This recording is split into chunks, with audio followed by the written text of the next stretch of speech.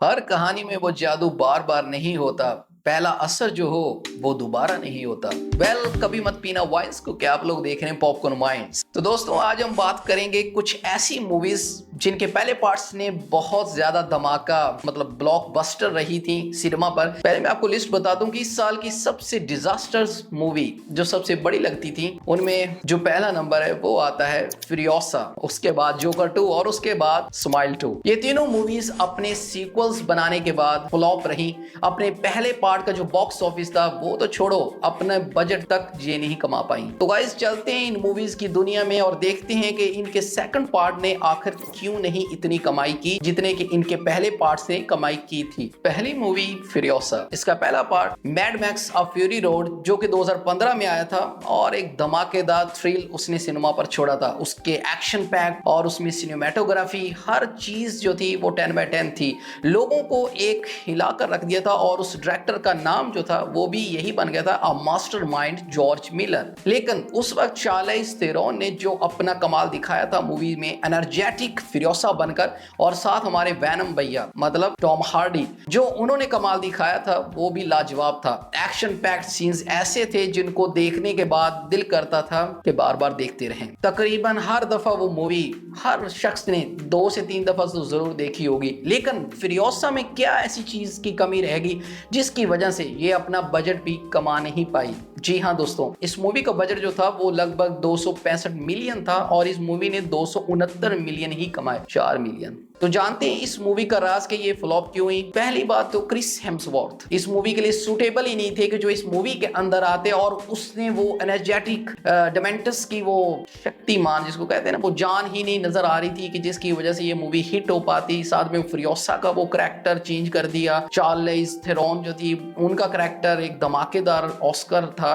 लेकिन कुछ और भी है इस मूवी फ्लॉप होने का। मैं आपको बताऊं, मेरी राय में अगर ये मूवी जहां पर खत्म हुई थी mad max of fury road, उसी से आगे अगर स्टोरी ये चलाई जाती तो ये मूवी बिलियन थी। मतलब ये मूवी इतनी हिट होती कि इस साल की सबसे बड़ी मूवी बॉक्स ऑफिस पर कहलाती। हमारे जॉर्ज मिलर जिनको मास्टरमाइंड कहा जाता है, उन्होंने इसके बैकवर्ड फ्यूरियोसा की कहानी दोहराना शुरू कर दी, जिसकी वजह से ये मूवी फ्लॉप होगी। बार बार वही सीन्स, वही सिनेमेटोग्राफी और वही आइडियाज दिखाए जाने की वजह से ऑडियंस बोर होने लगी और सिनेमा खाली हो गया और इस मूवी का दी एंड हो चुका। सुनने में आया कि इसका थर्ड पार्ट भी आएगा जिसका नाम होगा मैड मैक्स वेस्टलैंड। देखते हैं वो पार्ट क्या करेगा और कब तक आएगा।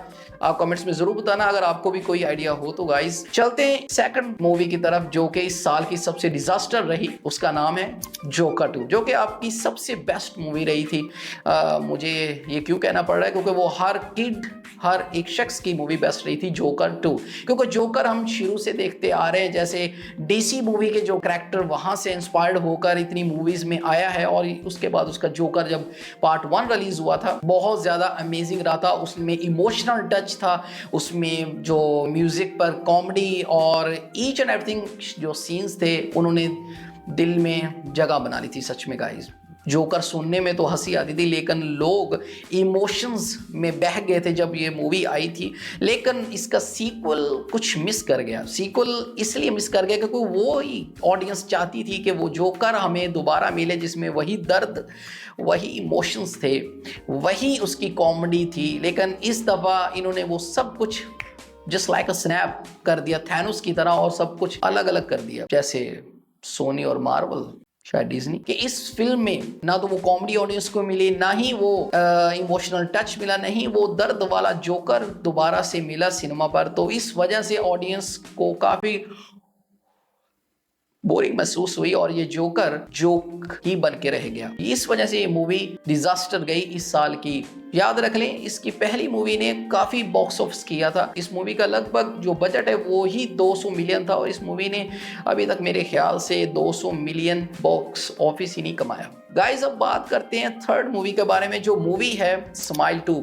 जब स्माइल 1 आई थी तो उसने अपनी स्माइल थ्रिलिंग इस तरीके से खौफ डाला था लोगों के अंदर के जब मैंने भी देखी थी तो मैं भी खौफजदा हो गया था। मतलब कोई भी शख्स इस तरीके से अचानक स्टिल होकर मुस्कुराता है तो एक शख्स हैरान कुन होकर देखता तो उसको है, लेकिन डरता जरूर है, क्योंकि एक स्माइल इंसान को हंसाती भी है और एक स्माइल इंसान को डरा भी सकती है। वो खौफ जो था उस स्माइल मूवी में वो बरकरार इस मूवी स्माइल 2 में नहीं रख सके। वही बार बार सीन्स डाले गए, वही बार बार थ्रिलिंग डाली गई और आइडियाज भी वही पुरानी मूवी के थे। तो ऑडियंस को मैं बार बार वही बता चुका हूं कि पॉपकॉर्न माइंड्स पर जो ऑडियंस आती है वो बिल्कुल रियल और बिल्कुल ऑथेंटिक ऑडियंस होती है, जो कि अक्लमंद है, जो समझती है कि सबसे ज्यादा न्यू आइडियाज, न्यू स्टोरीज और न्यू एक्शन पैक सीन्स होने चाहिए। लेकिन ये मूवी भी उसी वजह से, बार बार रिपीटिशन की वजह से ये मूवी भी फ्लॉप रही। हालांकि इसके पहले पार्ट ने अच्छा खासा बिजनेस किया था, लेकिन second part I hope last में मैंने देखा है 115 मिलियन भी बड़ी मुश्किल से कमा पाई है, जहां पर इसका पहला पार्ट देखें कहां था। तो गाइस तीनों पार्ट्स के बारे में मैं बता चुका हूं कि 2024 की सबसे बड़ी मूवीज जो लगती थी वो इस साल सबसे डिजास्टर में गई। हालांकि इनके पहले पार्ट्स ने कितना कमाया था। तो आप भी कमेंट्स में जरूर बताना कि अगर आपने ये मूवीज देखी हैं और आपको ये मूवीज कैसी लगी, रेटिंग जरूर बताना। और याद रख लें, पॉपकॉर्न माइंड्स को अगर आपने सब्सक्राइब नहीं किया तो सब्सक्राइब कर लीजिए, वीडियो को लाइक कर लीजिए और वीडियो को शेयर भी कर दीजिए, क्योंकि हम इसी तरीके से अमेजिंग रिव्यूज और बैकग्राउंड्स लाते रहते हैं। तब तक के लिए गुड बाय।